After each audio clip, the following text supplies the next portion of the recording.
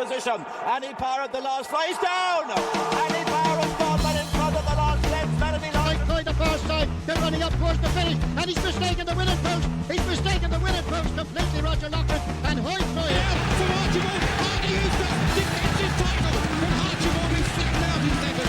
Then he's followed up right by. He's beginning to power. He's drifting off the true line. He's fire. And this must be home. Spurs are going to win his fourth Betfair Chase, and Cordo Star is still the king. Cordo Star wins. What's this, episode number 15? 16. 16 weeks on the trot, lads. No thanks to you. Hello and welcome to another episode of Tailed Off. This is episode number 16. This is a no-holds-barred podcast that dives headfirst into the wonderfully weird world of horse racing. And you'll be glad to know I'm back. Thank you, Duncan, again for covering me for 2 weeks. It was meant to be 1 week, but So much pressure. connectivity issues last week, so thank you for stepping in. I appreciate it. I don't know if it's good on on back or not. Yeah, got the dial-up modem still, but yeah, no, appreciate it, and it's good to keep the momentum for the fans for sure. So thanks for that, Mark. Yeah, for the fan. Okay, cool. So we'll go into a few things today. We've got a deep dive, which is good. Before we get into that, we'll do a bit of a recap on Callout on the first run at the weekend. So look to hear a little bit about how that went. We'll get into the news. We've got the stewards enquiry, and then we'll do a little deep dive into betting. So a little bit around what it's all about, what people don't really talk about much, and how to get started and know the basics. So we'll cover the basics of betting, and then we'll get into the races this weekend. So we've got Lingfield and we've got Victoria Cup at Ascot. So before we get into that, shall we get on to Callout? First race this weekend. El, how was it? How'd you get on? Well, I mean, in terms of the day, it was a great experience. I think that's the part we should focus on. Yeah, let's focus on the experience. We will review the actual run in a moment. Yeah, we've obviously been doing the updates each week on how he's been progressing, and he was building up to his first run, which was on Bank Holiday Monday at Windsor, of which I've been a member for many years, and it was great to be back as an owner. So that was Elliot's playground. Yeah, exactly. Of all the places he could have run, like for it to be at Windsor was just amazing. Yeah. And just to talk through, I suppose, the day, we probably had up to around 20 spaces for the syndicate, so that's pretty good. Things have come on a long way since maybe just around before COVID times, where it was very restricted to like 6 owner badges at some race courses, maybe 8 at others. And as you know from when we were in See the Eagle Fly, you know, there was more of us than that then, and it was a bit different because it was COVID, but it was always a bit difficult getting owners in syndicates to the races, but that seems to have massively improved, which is good. And then on top of that, Jack, our trainer, managed to pull some strings and get us into a box. So wow, I didn't know that. Lovely. Bit of an upgrade on the BAU experience, but what we would have had is basically a big lounge and with a bar and betting facilities and some food, etc. Which overlooks, on one side you've got the lawn by the racecourse, and then on the other side the balcony over the parade ring. But we were actually in the upstairs part of that facility where we had there was about, I'd say, maybe 10 boxes up there. So yeah, we had our own box, the Castle box, in the Windsor theme, and yeah, there was 2 big tables in there. There was our own balcony, again overlooking the racecourse, which was great view. We've got some pictures of that stuff.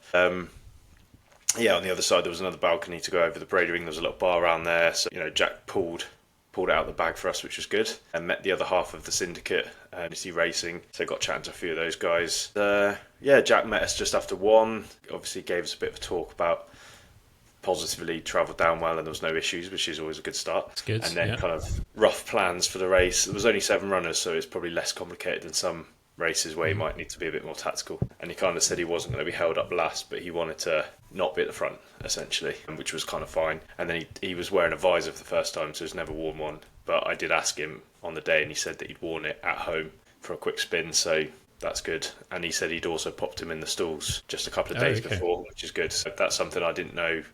What, is like a practice start sort of thing? Yeah, because when we got to the race, for a brief moment, I thought he wasn't going in. I started to get a bit jiggy, and Jack was like, "Don't worry, I've popped him in. There was no issues." I think he says he tends to do that with horses he's not had before, just to make sure. Because I suppose you kind of don't leave any stone unturned. You don't want to just take it for given that he's gonna be fine. But, yeah, so I had a good chat with Jack. Got a free pint off Willie at the ale bar, which was always well. Shout out to Willie, Windsor Brewery.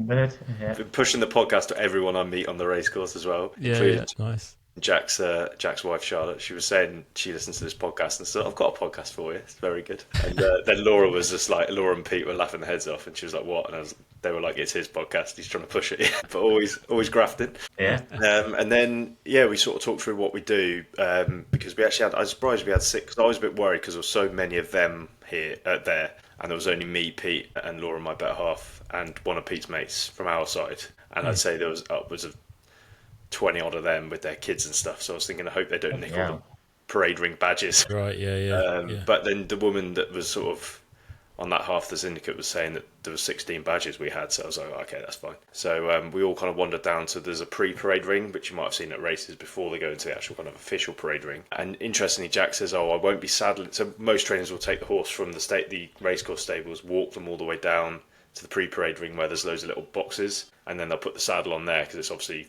right near the parade ring. But Jack said the boxes there, and that's a good point, they are quite tight and small. So he said, I don't want to get him a bit worked up in a narrow kind of tight environment. I'm going to do it in the nice and quiet in the stables, walk him over all saddled up, and then we'll go straight into the parade ring. So that was interesting because I hadn't really because we saw that at Cheltenham, didn't we? Yeah, Willie Mullins. That's where we saw Willie Mullins like getting a bit agitated and nearly killed Willie. Nearly took him out, didn't it? So that was interesting, and so I've never been in a pre-parade ring, I don't think, before. So nice. It's quite weird because at Windsor, it's not, because it's pre-parade, you can only be at the front of it if you were spectating. So we were the only owners stood in there, I think. So it just felt like everybody that was watching was just looking at us. I didn't know how to behave. There is that weird sort of, even with the parade ring, there's that weird like outside in sort of feeling, isn't there? For the one time that I was in there, like everyone's sort of around, so it's sort of have to behave yourself. Yeah, exactly. But then we walked around the back on the horse walk into the parade ring, and it was just walking into that was just like such a surreal feeling, having stood on the outside of it so many times over the years. And then you could see all the sort of owners gather in, and then their jockeys started coming over, and Michael Owen was in there with I saw that. I saw a little post on social media that Michael Owen's there. Yeah, so I thought, well, that's our chances. I wonder if we'll get interviews, because there aren't that many runners, and Matt Chapman will tend to go around a few trainers just to get a few bits of pieces, like interviews. Just shout, "Tailed off pod!" But they were absolutely infatuated by Michael Owen, so we never got a look in. But we are in the background of that interview, so just like waving like that. Claim to fame. I was looking at the camera, just being like. But then it was quite interesting because then you get the jockey come over, and obviously there's quite a lot of us, and he was kind of like, well, I'm not going to shake everyone's hand, so he just kind of doffed his cap to us. And then Jack and him kind of talked through the plans, and they said there was a lot of pace in the race, so we weren't going to go out the front, but he said he was just going to try and make his move as late as possible. Because the strategy was stay in the group mid-diff, and then make a late move. Prominent. Okay. Exactly. And Jack had told us before he was around 75%, 80% fit, so we knew he would improve. And he subsequently drifted from about, I think it was like 6 to 1 the night before, 7 to 1 in the morning. I backed it at 7 to 1. He went out to 16s, and he might have gone off 20s in the end, to be honest. So wow. It's funny how that information gets far and wide in the betting market, because I mean, I hadn't really told that many people, but the drift was as if like everybody knew he wasn't fit on that day. Either that, or it's only a few people because the market's small, maybe. The market's small, probably. And the favourite was very strong, who was Alex Ferguson's horse that Michael Owen was involved with.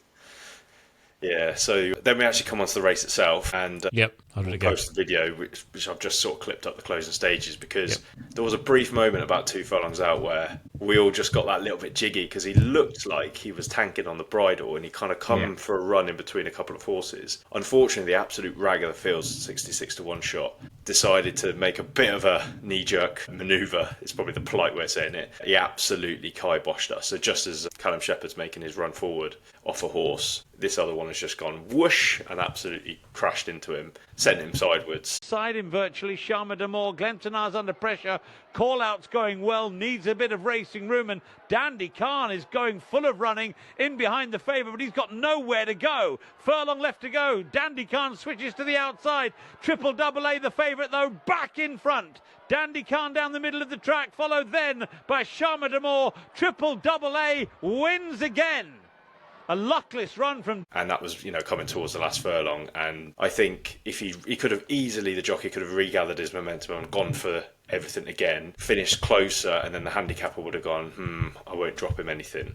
But Callum actually said to us afterwards, which was quite interesting, he said, I would have been doing you no favours if I'd one, asked him for everything, give him a harder race than he needed to have. Two, you wouldn't have had any help off the handicapper. So me coasting him home after I was beaten was probably the best thing for everyone. So I was like, yeah, that's because obviously we were so disappointed because Fair enough. Yeah. he looked like he was coming. He probably wouldn't have won anyway because the favourite was so good. It was quite a swoop. Yeah. Like, really. And Significant. there was no stewards inquiry? There was a stewards inquiry. The jockey got a 4-day ban for that did us. Ooh, That's wow. That's quite a punchy ban for something that doesn't involve the winner.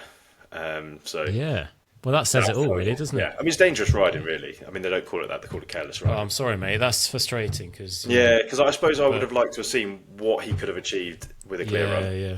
But Jack was kind of buzzing because he was like, because I said to him, the whole point of having today was that he would have a blowout and then be fitter for next time, and we'd, hopefully have a chance of winning. And he said, oh, don't worry, he's done plenty there. Like he's had a good workout without going like right to the peak. So I was like, actually, that's kind of worked out. And he's had the Because whole when race. When did that incident happen? That was like what? Just after between the last two furlongs, two out, 1 out. So you've had what 60% run out. So Yeah, and he would have, because Jack said, Callum, the jockey, said once he got the bump, he took a real blow. So that kind of like knocked the stuffing out of him a little bit. So he was probably going to start blowing then anyway.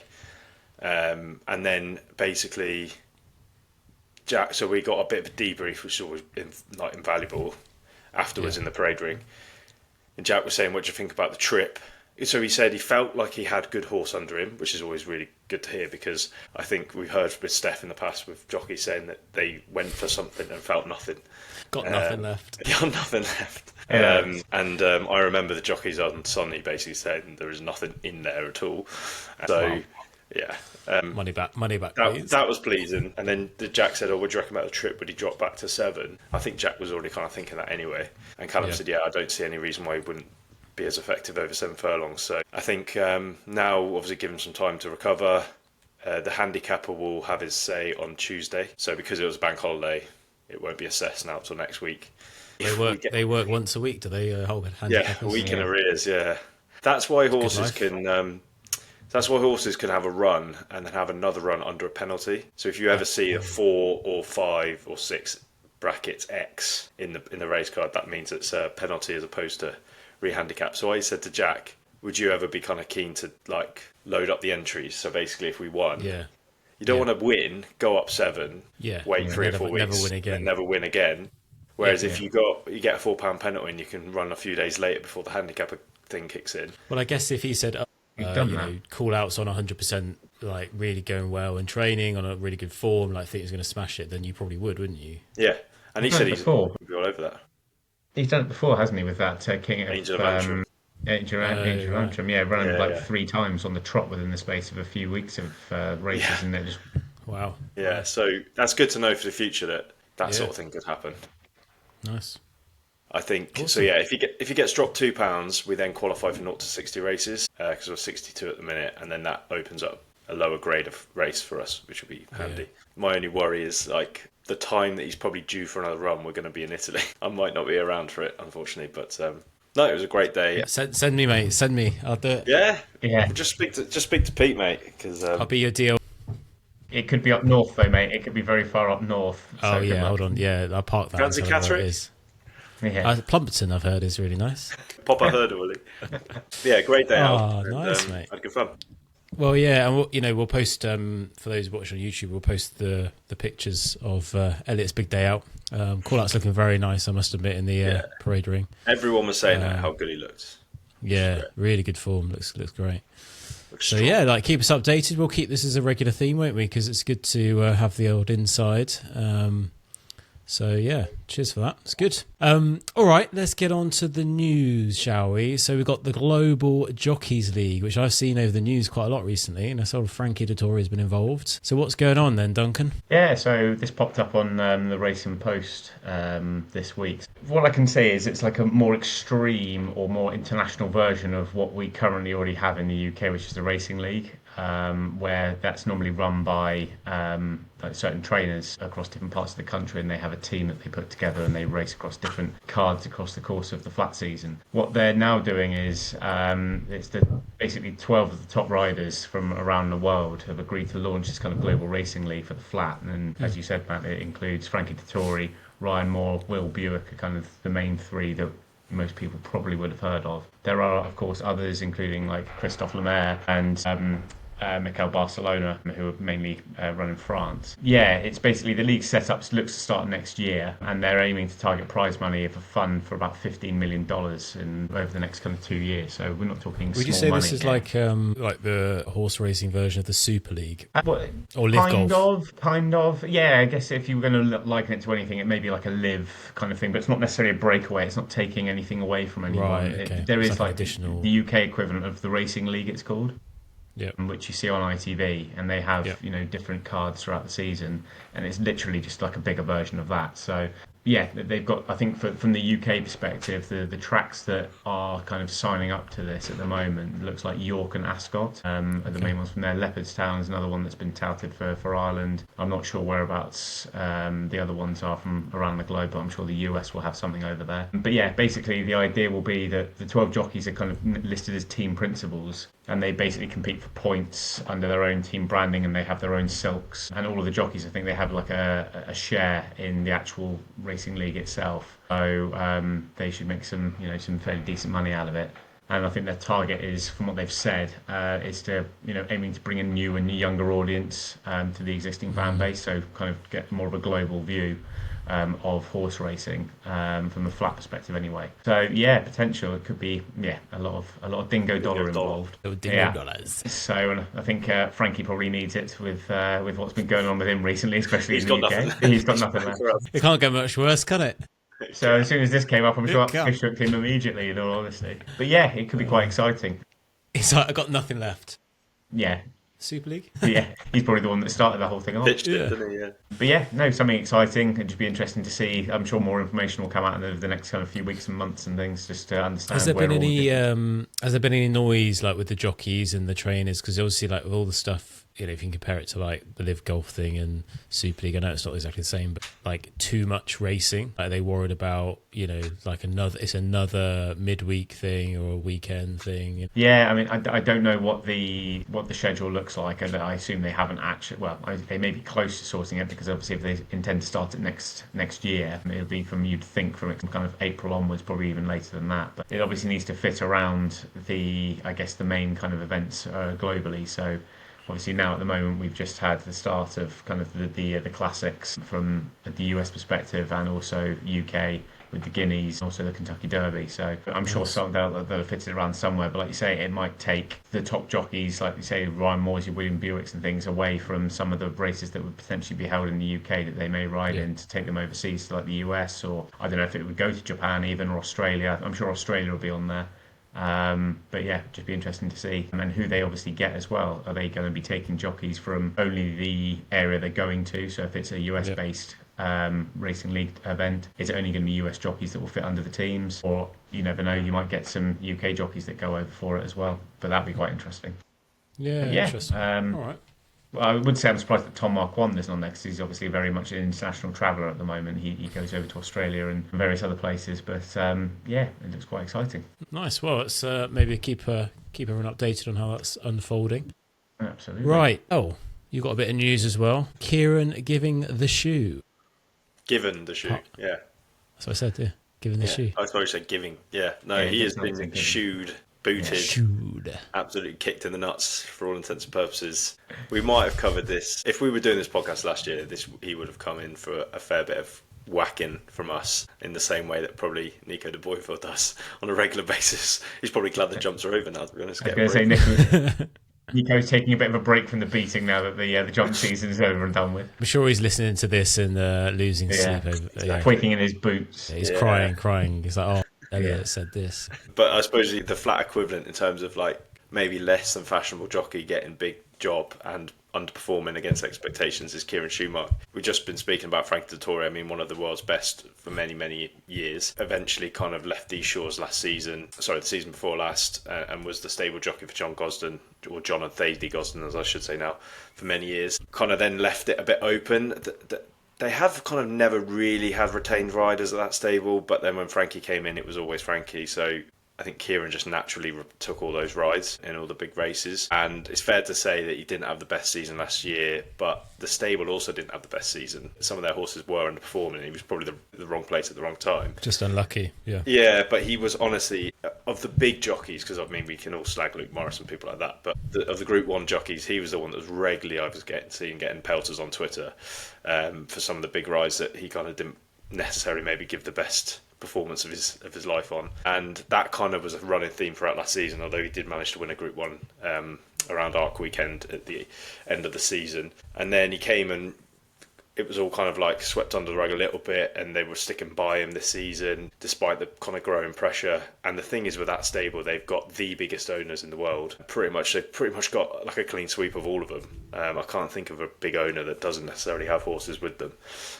So there's a lot of pressure from different big parties in that stable. And he won the Craven with the Red Hot Guineas favourite, Field of Gold. And then people were kind of thinking, okay, this is good for Kieran. He's getting his sort of career back on track, if you like. And obviously came to the big race on Saturday, the 2,000 Guineas. And I think it's fair to say that a lot of people were less than happy with that ride, where he basically gave the horse too much to do, and William Buick got first run on the Godolphin horse, and he was staying on and flying all the way to the line and never caught him. I'm probably a little bit kinder on it, that race in isolation, because I think the winner was very good, but it was fair to say he got a lot of stick for that. Anyone that was at Newmarket, apparently it was quite clear there was a bit of an air of discontent between the jockey and the trainer. Interesting. And John Gosden's been around the block a long time, and I think he just had enough. So it was announced this morning, and it was kind of ironic timing because ITV Racing were on at Chester Races today, their big May meetings. That was kind of like in the spotlight again, and they basically announced that he's not going to be the number one jockey. They tried to water it down and said, we haven't fallen out, we generally want to use the best available. But I think it's quite clear that they've kind of given it the shoe, as I've called it. But that's sport, though, isn't it? If you don't perform, you're out. As simple as that. Exactly. And I think one thing that's interesting with horse racing is that this happens all the time. And I can remember a young Tom Marquand getting jocked off the Derby favourite in English King in favour of Frankie Dettori, and everyone was like up in arms. And I was like, well, if you could get the best, why would you not have the best? People are too precious about these situations, and I think he would have to admit he's not been delivering. So, this was inevitable. I was surprised because they'd stuck by him so far that I thought they probably would keep sticking by him, and apparently there was no direct pressure from any of the big owners, including Juddmonte, who had the Guineas horse that was beaten. So it was really the decision of the trainer or the trainers. So big news. He's been kicked to the side, but he will still ride for the stable. He was riding for them today, so it's not the end of the road for him. But I don't think a lot of people are that surprised, put it that way. Yeah, okay. Well, it's all based on your performance, isn't it? So it could Absolutely. be a kick in the teeth, kick up the arse. Whatever you want to do with a shoe. Right, bing bong. Let's get on to Stewards' Enquiry. So what happens at the photo finish? Stewards' Enquiry. What have we got, Elliot? We've actually got two this week. Yes. I'm intrigued about the second one. Oh yeah, they're both classic stewards for their own various ways. But this first one just annoyed me because. And I did send you the video. We'd obviously, in your absence, expanded for the Guineas on Saturday, and it was Aidan O'Brien's only runner, and it was kind of a big fancy. I was on it anti-post, and he was talking it up in his stable tour, etc., etc. Only for the horse to run shite. First interview afterwards, Aidan O'Brien's basically gone, oh yeah, so that's my fault. I didn't prepare him for the race properly. He wasn't fully fit, and he'll probably come on for that run, and he'll be better next time. And you're just thinking, well, because you're not bloody told us that before the race, Aidan. It's all very well you're holding your hands up afterwards and saying, he wasn't fully fit and he wasn't prepared well. I just couldn't believe it. He kind of did, didn't he? Because I messaged you and said, as he came in, but it was literally just before the off when they were way too late. And he said, he's missed a piece of work. He's 9-11 days out. I wanted to have another piece of work. I was like, that's really, really helpful now with so many people back. So brilliant. Yeah, Expanded was my fault. Probably wasn't prepared properly for the race. I had planned on coming here for this race, and I had planned on giving him another piece of work, and I wouldn't have had him sharp enough for Newmarket, and they jumped out. He was a little bit slow away. They went very slow the first 2 furlongs, and then they sprinted. He just got a little bit lost when they start sprinting, and probably lack of preparation. So yeah. They could have said that in the days leading up to it, and I wouldn't have bloody exactly got second to him. But I just don't know. Like horse racing is a good, an interesting sport where if someone's not ready, if a horse isn't ready, or there's a feeling that we're not ready, then you can pull out. Yeah, but not other sports you can do that. You have to do it. You have to just play. Yeah, that's true. He could pull out, yeah. But they wouldn't pull out because they'll use the race as fitness. It's a great fitness test. It's an expensive way of doing it, though, isn't it? Well, it's expensive for the punters who don't know that, and they're taking it on trust that he's fit. And for the punters, yeah. Yeah, it is. Yeah. But that sort of operation, they've got more money than they know what to do with. Yeah, so, of course. Yeah. It's just it's just stuff like that. Interesting. Really. Yeah. All right, we'll play the video, so we'll see what he's on about. That video was after the race, was it? Yes, I think this was the day after, potentially. Yeah. Okay, cool. All right, and we got another one. Not hungry for Chester. Yeah, I've had a go at headline right in these ones, but I thought that was quite funny. Yeah, basically, long story short, for those of you who don't know, Chester is the tightest turning track you've ever seen.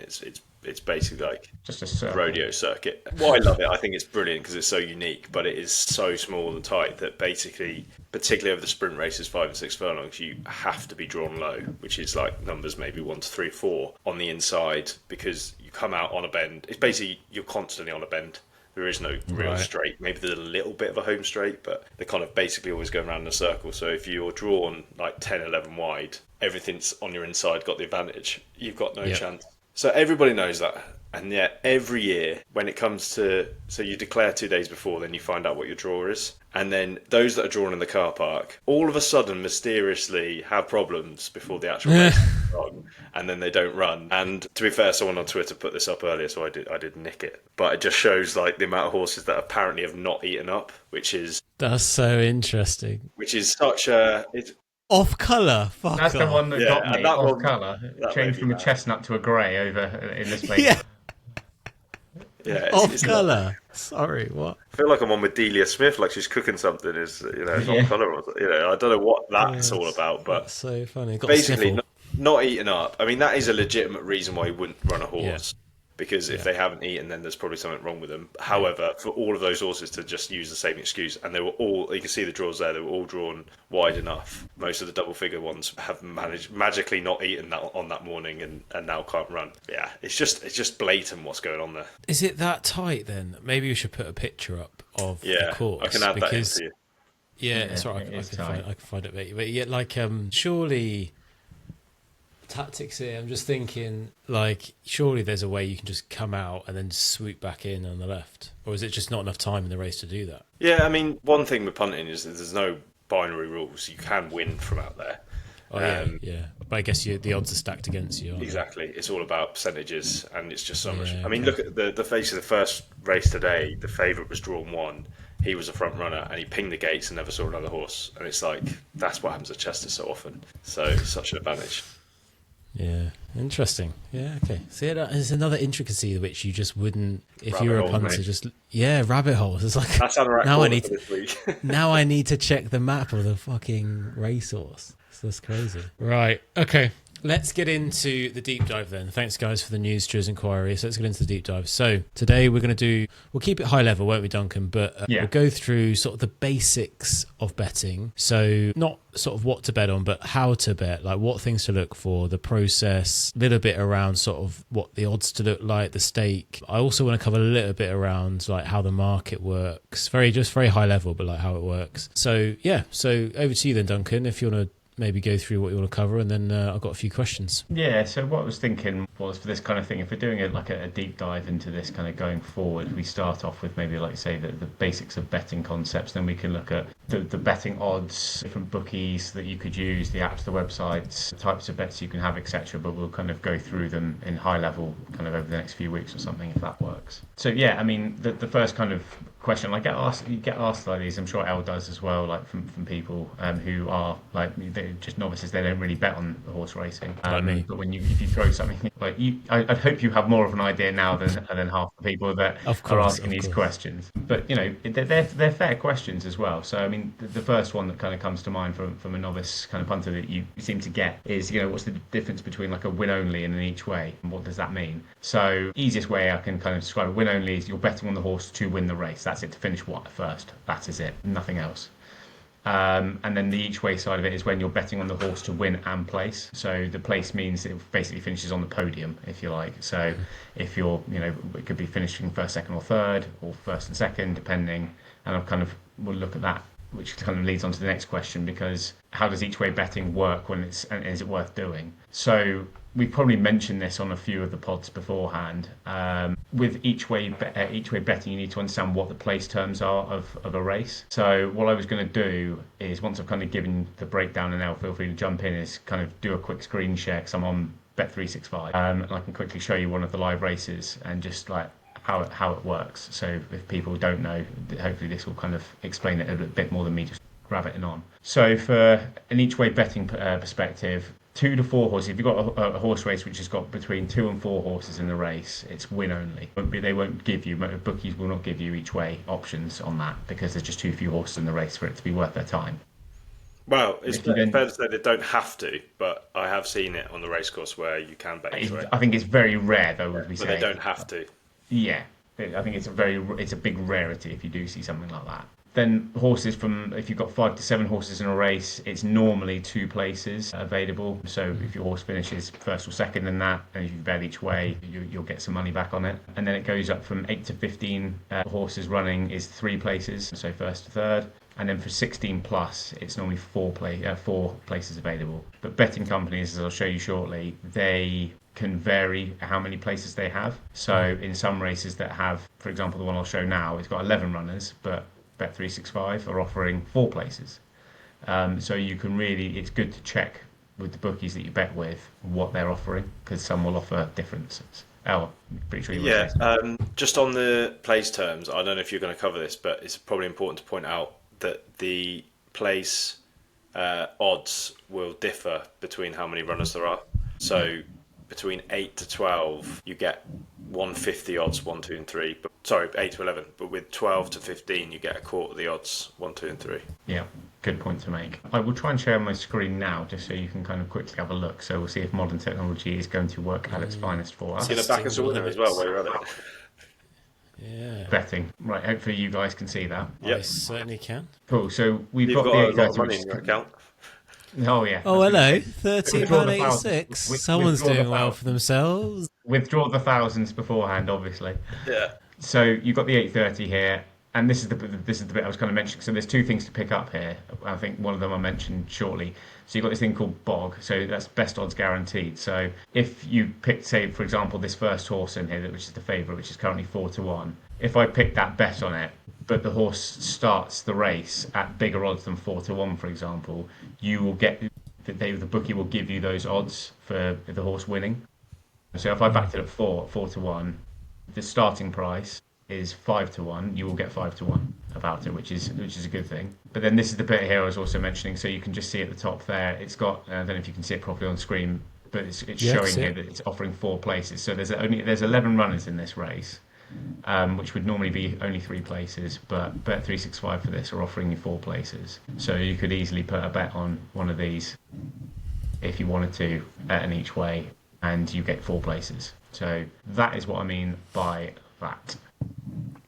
Okay. Elle, is there anything else you want to call out on here whilst I've got the screen share on? No, I think you've covered it all, mate. Sweet. Okay, so that is kind of the each way workings. What odds should you take to make it an each way bet worthwhile? So my typical thing is, if a horse is even money, so like 1 for 1 up to 9 to 2, I would only bet win only. Anything from 5 to 1 and above, I would normally bet each way, because as Elle mentioned, if you get a fifth of the odds each way, 5 to 1, if the horse places, you basically just get your money back. So you're not really losing. So anything. a fifth is what you're looking for, basically, and that's my biggest learning from with you boys, is that because so many times you see on courses and things that. It's already gone William Hill there. He's watching a race. Yeah. If you see so many times on courses that people go up and they'll be betting like each way, 2 to 1 or something like that, and it's just like it's a lose-lose, isn't it? Exactly. Yeah, exactly. You're losing your place money and you're not making anything on it. So it's just generally not worth it for the mathematical reasons of it. So the only thing I would say is that because if there are any pro punters watching this, which there probably isn't, then they will make a case for having each way bets less than the even money a place, because if you're running a long-term P&L, it can stop you losing money. But again, but your average punter is a good rule. Yeah, this is what I mean. If you're a pro punter and you're watching this, you're not a pro punter, or you're not very good. That's exactly how I describe it, Matt. Exactly Seek that. help. So yeah, if you're coming to this for tips and things, Darryl Carr's probably watching, mate. He's looking for tips. Then the next question we typically get is, so what's the difference between SP, which is starting price, and fixed odds? So again, Elle, feel free to jump in if you feel that there's anything to add. So SP, like I said, is the starting price. So you can bet on SP before the odds of a race are priced up. So normally, I think it's about 24 hours before the race is up, or normally the night before. So between 5 p.m. and 6 p.m. on a typical race day, you'll get bookies that will price up the races for the following day. But you can bet on, you'll see if you go onto a race before that kind of time, you'll see that there'll be SP written down against all the horses. So that basically means if you bet on the SP, you're getting whatever the starting price. So whenever that race starts, whatever price that horse is at the time, that's the odds you'll get. So I would tend not to ever do that, just because if you had a horse that opened up, say, 10 to 1 when they're priced up, and it got backed into, say, 4 to 1, and you bet on SP, you're losing potentially so much money from doing that. So One good point about that is if you're ever betting in a betting shop, which probably we're all doing a lot less of these days, they will give you SP unless you specifically ask to take the price. So one to watch out for. Yeah. So basically, don't go into a betting shop and bet. Why would you? Not that people would. There's just so much on mobile apps these days. So yeah, I mean, that's the difference I would go with the SP. And fixed odds, again, is when the bookies have actually priced up the race and you see the 4 to 1, 10 to 1, whatever the fraction is, or decimal if you use decimals, that's what the fixed price, or the fixed odds, is for that. Interesting. So hopefully, does that make sense to you, Matt? Like, I know it does. obviously I'm listening. I'm not asking too many questions because you're answering what. Okay, well, that's good. So Feel free to jump in if anything doesn't make sense. Then the next one, so what does odds on and odds against mean? So odds on, to put it simply, is the bookies believe that a horse has more chance of winning than it does of losing, so they then price it accordingly. So you'll normally see, like, odds on would be like a horse that's, say, fraction of 4 to 5. So it means if you put £5 on the horse to win, you only get £4 profit back from that. So you get £9 total, but only £4 back as profit. So you're having to bet more in order to try and win less, almost. That's kind of how they do it. But the bookies really don't want to take money on horses that are that short, so that's why they're priced as an odds on. And then odds against is literally the flip of that. So anything from that's above even money. So again, if you had 4 to 5 being odds on, 5 to 4 is odds against. So if you put £4 on, you get £5 back, so you're making more. Or if you had a 4 to 1 shot, you put £1 on, you get £4 back, so you get £5 total. So it's obviously far more lucrative to be betting that. You're betting less money, and your winnings could be more than going with odds on shots all the time, which is the, as I think Elle would agree, it's the short price race, the graveyard. For backing odds on shots. Ask the racing blogger, he'll tell you all about that last few weeks. Yeah, I was going to say, yeah, he loves it. Who is the racing blogger for the benefit of the tape? I'm going to put this politely. Go on Twitter and you'll figure it out. Yeah. And then the last couple of bits I've got, there's what is a non-runner and how does that affect my betting? So as I think we've kind of just covered a little bit there from the Chester. Well, we covered that in when we did Cheltenham as well. For those who haven't seen it, go back to see the Cheltenham deep dives, because we did a lot on there on no bet, didn't we? Yeah, so this kind of works quite nicely with what Elle had mentioned from the Chester piece, where horses that are pulled out for not eating up or something like that. So when horses are declared normally 48 hours in advance of the race going off, they're officially in the race. But they can then be pulled out anytime up to the time of the race for various different reasons, potentially injury, health concern, potentially, like say, not eating up, or ground conditions potentially. There's many other reasons, but I'm not going to deep dive into all of those. Then how does that affect your bet? It depends on the price of the horse that has kind of come out. So there'll be a piece on there which is called a Rule 4, which is, there's a table I've put up, which we can put up on this hopefully. So I'll put that up. Explains the fractions and what the deductions are. But basically, the amount taken off of your winnings depends on the odds of the horse that was withdrawn. So the shorter the odds of the horse that's withdrawn, so the stronger the favourite potentially, the bigger the deduction happens, because if you have a horse that's pulled out, your horse that you bet on is basically running against less horses. It has more chance of winning the race potentially. So they will then shorten the odds of your horse as a result. So as an example of that, if you had, say you bet you had £10 and you backed a horse at 5-1. So your potential profit of that is £50, £60 overall with your stake back. Another horse is withdrawn at 3-1 odds. So if you look at the table below on that, a horse 3-1 will trigger a 25p Rule 4 deduction per pound won. So in that case, if you take £50 times 0.75, which equates to the 25% deduction, it gives you a profit of £37.50. So your total returns, including your stake on that, would be £47.50 instead of £60 because of that horse coming out. Hopefully that makes sense. That's interesting. Make it a little bit easier. So if you bet on a horse and then you kind of look at what you potentially should have won and it's less than you thought, 99.9% of it will probably be down to the fact there was a rule for a horse at shorter odds has come out as a result. And horses from 14-1 or above, there is no deduction. So if a horse comes out at that big price, it doesn't affect the market. Interesting. Do you know why they call it a Rule 4? Is it just number 4 in the rule list? And I have actually looked this up, and I can't remember. Elliot, you'll probably be able to tell us. I'm pretty sure that's what it's related to. Yeah. I mean, But it's probably the only rule. Maybe a that's stupid question. Quoted. Yeah. No, it's a good question. It's a decent question. It's so annoying as well Interesting. because these are obviously standardised deductions to make it. Obviously, in the moment, you can't think, well, what should we deduct yet? But often, your deduction, I find, could be worse than what the price is. So basically, once a horse gets taken out, the bookies will very quickly reprice the market with what's left. And often, your price will probably be bigger than what the deduction is. Your previous, the price you're locked in at, as if you were to enter the market after. Yeah, if you enter the market after and you compare you that get a much to better what you've got, price. So often I'll probably just go back in and back it again. Yeah, the old triple backer. Yeah, double down, triple down. The double down, triple down. Works. Do you know what? Yeah, that's really interesting, Duncan. Thanks for taking us through that. So I guess a couple of things I'd add is let us know, those listening, watching, what you think you'd want to hear more about. Deep dive in certain areas, because this is very scratching the surface, isn't it, Duncan? Like you can go into so much detail. Because some of the questions I had before this were a lot more detailed into some of these areas. A little bit like how does even like 5 steps back to even looking at the bet? How does the odds actually get agreed or like get shown? Like where does that even, like how, the exchange behind it, the market behind it, the bookies, buyers and sellers, like I'm quite interested in how that works. Well, I just chucked into the doc a table that basically kind of answers that. Talk about last minute. Very briefly. Well, this is live, mate. This is live.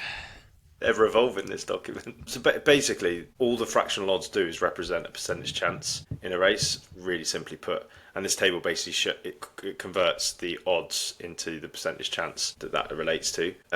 Because, like for example, if you take 9-1, which is 10%, that's saying that the horse will win 1 in every 10 races that it runs in under these conditions. That's what that's what the predicted odds are. So that's obviously 1 out of every 10 is 10%. So it gives you a 10% chance. So when bookies, this is what they're supposed to do. These days they cheat a little bit, but in the good old-fashioned way, they would take, let's say, 10 runners in a field. They would apportion a percentage chance that they think that horse has got of winning out of 100. So they basically divide the market as 100%. So that's, as anything, there's a 100% chance. Let's say there's an even money favourite, that takes 50% out. So the other 9 runners, they've got to split 50% across the others to basically make 100%.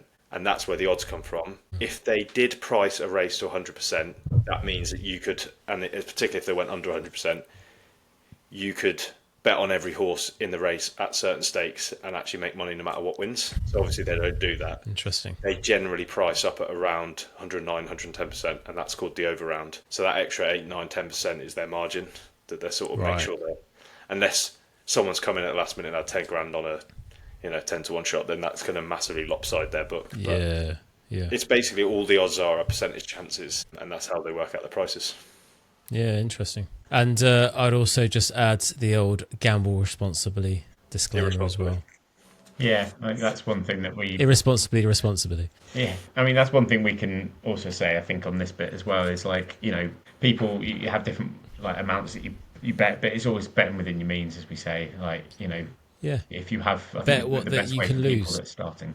Yeah, exactly. And it's like, almost put aside, like if you have an amount that you comfortably have every month from salaries, whatever it is, just take out whatever you can afford to lose that month and just use that money and no more kind of thing, and just kind of be very strict with that. is probably the best way of doing it. Don't go chasing. Obviously, everyone's chasing the winners, but don't go chasing it. That's the worst thing you can do. 100%. And I also say that the apps are pretty good now. The betting companies are pretty, like, they're more regulated now, so they have to have certain, like, timeouts, like maximum deposit limits, all that stuff. Don't get into it, El. I know exactly what you're going I've just managed to lock myself out my 365 account. There you go. There we go. Take a time out, El. Betting too much. I don't know if you ever get that reality check that pops up. I accidentally clicked, like, yes, please, lock me out. I'm in trouble. Code red. So now I can't get into it. Oh, what a beautiful segue to our preview and our top tips. Keep panting. Right, let's get on to the preview then. We'll do Lingfield and Ascot and then we'll get out of here. So let's do Lingfield then. OL, what have we got on? We got 225 Oaks Trial Filly Stakes. What are you saying? Yeah, so we talked about the classics last week. We've done the Guineas now. They are the Irish races to come, but now we move on to the Derby and the Oaks, which is for the mile and a half distance for the colts and fillies.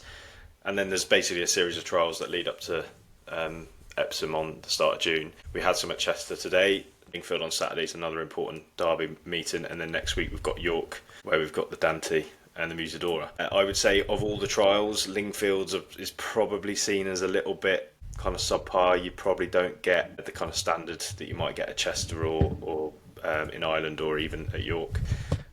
That said, it can throw up winners. The reason why they have had historically the Derby trials at Lingfield is because the turf course runs round a bend and a camber, which is obviously not as drastic as Epsom, but it's supposed to kind of mimic Epsom in the same way Chester is obviously a tight turning track. So they're seen as good places to set. So Aidan O'Brien will always send horses over to just practice going around a bend. The problem is he tends to send his like lesser horses just to see how far like close they are to the English horses, and he'll keep his better ones at home. But it's an important couple of races because most of these horses will be entered in either the Oaks or the Derby. And Aidan's got, he's well represented, particularly in the Derby trial. In the Oaks trial, unfortunately, there's only 8 entries, 2 of which ran today at Chester. So we're at the most probably going to be looking at 6 runners, if not an even smaller field. And Aidan O'Brien won both trials today. He won the Oaks trial and the Chester Vase, which is the Derby trial. So it seems foolish to even think about taking him on. He's currently got the 6-4 favourite in Giselle. And I think, to be honest, if you fancy that, take it now because it'll be odds on the day. We've just explained what odds on is, and I can't see it being any bigger. But I think it definitely isn't one of his better fillies, and I was desperately looking for anything from the home team to take it on. The only one I could give a squeak to was Music Peace for Andrew Balding, who his horses, particularly his better horses, always tend to need a run to get into full gear, and especially if you're going to target an Oaks, you're going to bring a horse on a bit more gradually, and she's certainly bred for it because she's by a Derby winner in Callout. Weirdly, she's not in the Oaks, but she is in the Irish Oaks, so maybe they don't think she'll handle the bend. We spoke about it last week that you've got to enter for these races a million miles in advance, so maybe she just never got put in. She could be supplemented, but at 7-1 currently with William Hill, I think the step up in trip is going to suit her, so music piece for me to take on the Fav, who probably will just go and win anyway. And I guess you've got the same conclusion, Duncan? Yeah, I think Elle and I were literally writing our... You were trying to find something different, but you couldn't. At the same time, and literally, again, for exactly the same reasons as Elle, and I think if you are... there's no point in waiting to bet on this on Saturday, because like you say, if 2 horses are run, and you've got eight runners at the moment, which means you'll get 3 places at present based on... You won't now. There's 2. They're not that stupid, unfortunately. Yeah, that's a shame. I have backed it though. I've taken the 7s myself. Yeah, for exactly the same reasons as Elle, so I'm not going to dive into it more. But music piece, yeah, just to get something potentially. To get us off to a good tune would be nice. That's what we like. Okay, cool. And then shortly after that, then we've got the Derby. So let's start with you. The Derby trial. Yeah, not the Derby. Not the actual Derby. Not the Derby. A Derby trial. All right, Duncan, we'll start with you. What have you got? Yeah, so again, there's 14 that go to post at the moment in this, but I expect there will be a couple that will come out. You've got Square Alboni, I think it's called, which ran today at Chester, finished dead bloody last. Alboni? So, yeah, Alboni, bit of you, Italian.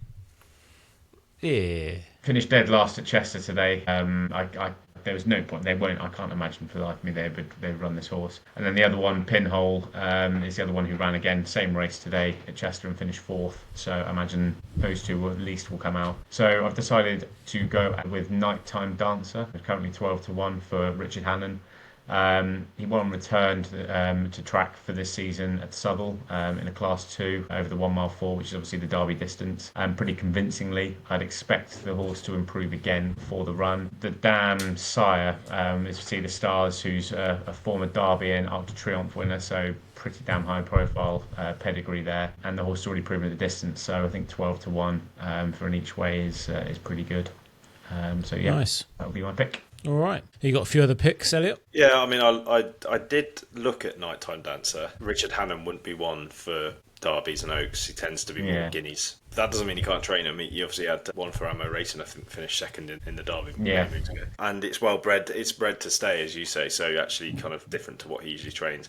I just thought the races it running probably lacked a little bit of quality, but I wouldn't put you off 12 to 1. And to be honest, this is definitely a race with 3 places at the minute that I'd be taking to mods now if you fancied one each way, so that'd be a good shout. We have got 14 entered, as Duncan said. Hopefully we get at least 8 runners. Aiden's got 4 in this race. He's got the front feet in the market, all of which I believe are entered on Sunday for an Irish equivalent sort of trial. And most of them have got entries at York and all over the shop. So it's really hard to know who's going to run here. I had a quick look at his stable tour just to see if there were any clues. The only one of the 4 that he mentioned, so that's ahead of the season for his classic contenders was Stay True. And this is his last ever Galileo colt. So Galileo probably has been one of the best sires in the last 20 years. Produced multiple Derby winners, won the Derby himself. Now he's producing sire of sires in the likes of Callout in Australia. So, absolutely kind of significant. This is the last one, and he's 5 to 2 at the minute. If he does run, I'd probably fancy him to have the class to go and win. He won on his debut this season. Aiden's tend to improve for a run, so I think that's telling in itself. The only thing is, he weirdly isn't in the Derby. He's only in the Irish Derby, and I can't understand why. Given that he's by Galileo, it makes me worried that because he's also entered in that race on Sunday in Ireland, he would maybe not come over here. And if he's not going to go for the Derby, I've refused to call it the English Derby or the Epsom Derby. There is one Derby. There's a Derby. You can have your Irish Derby, your French Derby, your German Derby, whoever Derby. There's one Derby, and there's whoever Derby. Exactly. So I found that quite peculiar. But if he runs, I think he'll go and win. Because we can't just rely on that, because Aiden's got the front 3 sewn up. I tried, like Butters, to find one from the home team that I could maybe give an each way squeak to. Another one that isn't in the Derby, which is quite helpful for a Derby trial, but he's also in the Irish Derby, so I don't know whether it's a lot cheaper to get in the Irish Derby. Probably has something to do with the fact that you don't have to enter as early. And I had a look at Rafe Beckett's stable tour to see what he said about Prince of the Seas, and he basically completely slagged him off and said that he didn't think he was very good. He was going to get rid of him at the end of last season. Then he continued to surprise him. He's 8 to 1 at the minute. He ran in the Derby trial at Epsom, the Blue Ribbon Trial race, and he just looked to get all unbalanced coming down the hill, which maybe is why they haven't put him back in the Derby. And maybe would prefer a flatter track, but he's certainly bred to appreciate the step up in trip, and he was running all the way to the line. So Prince of the Seas at 8 to 1 could be a good each way bet. As Duncan mentioned, Rafe's other horses have come out of this, will probably come out of this race, so this is probably going to be his main runner, and I think 8 to 1 each way is a fair price. All right. Nice. Okay, so that's Lingfield, and then finally we get on to Ascot. So this is the Peroni Nastro Azzurro May Racing Weekend in Ascot, in case you didn't know. Not one of my favourite ones. Isn't it? I was going to say we were there last year. Yeah, not one of my favourite meets, but it was good fun. It's good fun. I love a Wizard of Eye, mate. Oh, Wizard of Eye, of course. I wonder if it's worth posting that video. I'm sure there's one. Oh, yeah, we should, shouldn't we? Oh, that was so good. To be fair, so Ascot, I mean, we said it's like a graveyard. Well, for me anyway, in terms of bets, I can never pick a bloody winner at Ascot for a long time, and then that came out, and it's just absolute scenes. Yeah. So now we're on a good run for Ascot. Let's carry on, shall we? So let's do the Victoria Cup then. So that's at 2:40. So Elliot, let's start with you. What have you got? Yeah, I've got 2 I like in this. So as we've just alluded to, managed to pick the 66 to 1 winner last year, Anti-Post, which was scenes upon scenes. Don't think we'll be doing anything quite like that this year. Anti-Post favourite is Callout for the Juddmonte team. He was placed second over course and distance in the autumn. He's only gone up a few pounds since then. I can see him being a sort of obvious one, but he looked quite outpaced that day, and it was 7 furlongs on soft ground, and he stayed on towards the end of the race. And then was stepped up in trip next time out and hasn't reappeared so far this season. So I'm quite keen to take him on. I definitely prefer horses for this sort of race, which is really frantically run, lots of hustle and bustle that have had a prep run. this season. Obviously, you can win first time out, but it's just my preference when I'm looking at one to punt. And another progressive 4-year-old that I've spotted in this race that I quite like is Mayal, or how we pronounce that? Mayal, I think is the way to probably pronounce it. Meow. It's like Yamal. Yamal. Yeah.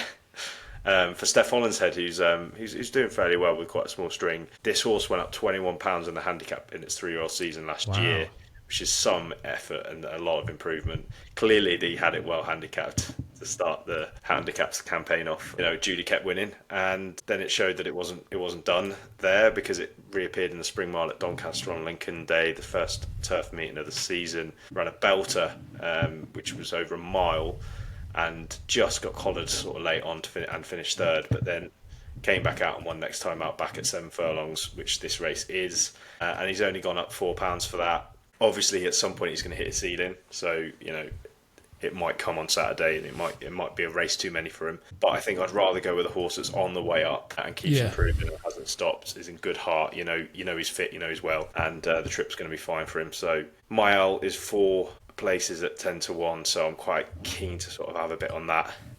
There's my main fancy, and then I've got a little each way selection as well, because I think course form is quite significant at Ascot. You probably look at the naked eye and think, well, it's quite a fair flat track, but it's quite a stiff finish at Ascot, and a lot of the handicap races are massive fields, like 20 plus runner fields, with which this should be. So you need horses that have coped with that before, and one that's done that in spades is English Oak, who won at the Royal Meeting last year. He won the Buckingham Palace handicap, which is over course and distance. I mean, you say he won it, he absolutely hacked up in it. To win a Royal Ascot handicap by 3 lengths over that short trip is incredibly impressive. And they basically said they thought he was a group horse, and he did step up to group races after that, but just never really landed a blow. Maybe he isn't quite that sort of quality. So they've kind of reimagined his sights, lowered their sights a little bit to go back to handicaps. And he's had a pipe opener at Haydock, funnily enough, in the race that Mayal won a couple of weeks ago. That to me just screamed as a bit of a prep run.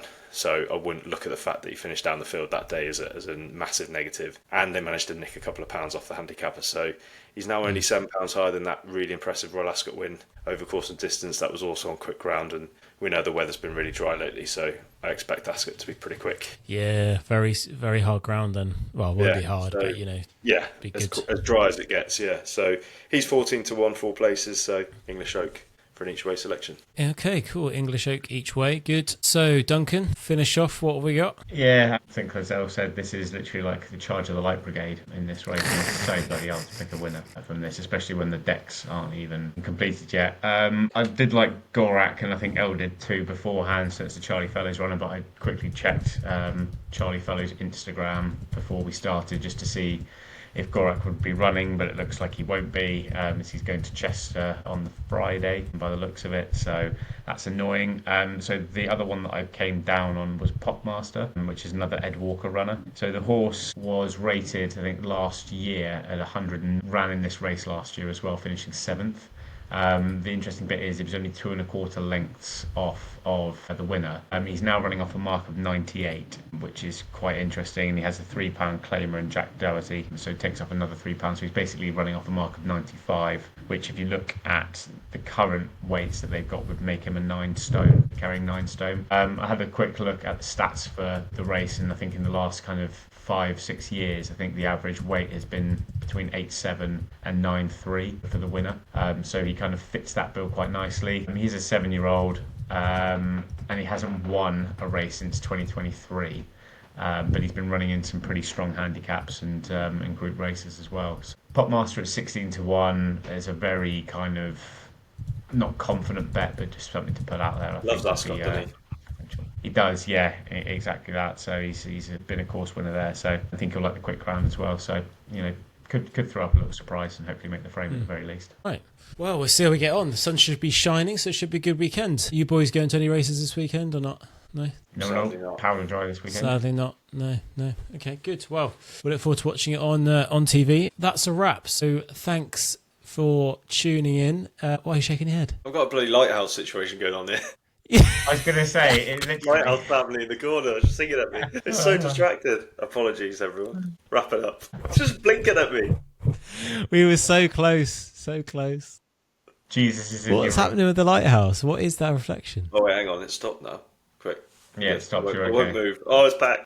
It's the sound of the bullies. Mate, you need to back off the shine. I need to put a bit of There we go, concealer on there. Well, that's Oh god, that's even worse. Fuck me. Jesus Christ.